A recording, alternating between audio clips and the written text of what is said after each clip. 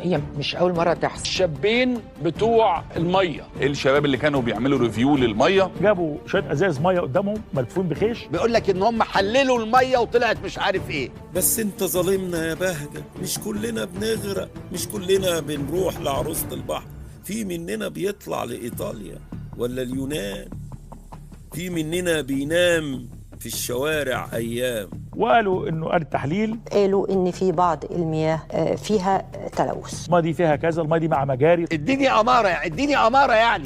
في مننا بيخش الإحداثية، ما تقولش ليا، لا يا حبيبي إحداثية، لا والله بيقولوا عليها كامب يا عينيا، ما هي دي الإحداثية والله يا عم بهجت. أيوة يا حبيبي، هي دي الإحداثية زي اللي في مصر كده يا عينيا، بس هناك إحداثية البشر، في مصر إحداثية الغنم والبار.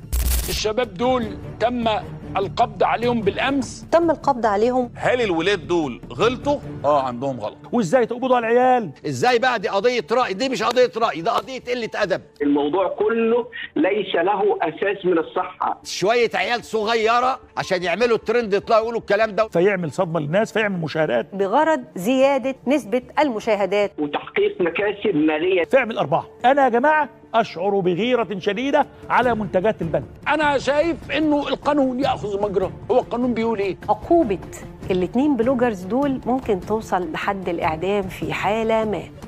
طفي النور يا ولية.